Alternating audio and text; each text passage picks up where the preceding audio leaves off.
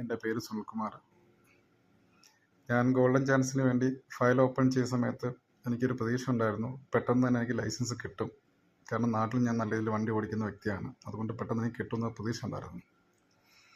പക്ഷേ അച്ചായൻ്റെ കൂടെയുള്ള ഫസ്റ്റ് ക്ലാസ്സിൽ തന്നെ എനിക്ക് മനസ്സിലായി ഞാൻ ഡ്രൈവിങ്ങിൽ വരുന്ന 0 ആണെന്നും 100-ൽ 1% പോലും ചാൻസ് ഇല്ല എനിക്ക് ഫസ്റ്റിലെ ലൈസൻസ് കിട്ടാൻ. അപ്പോൾ അച്ചായനോട് പറഞ്ഞു, നീ ഒരിക്കലും ടെൻഷൻ അടിക്കേണ്ട കാര്യമില്ല, ഞാനെല്ലാം റെഡിയാക്കി തരാം എന്ന് പറഞ്ഞു.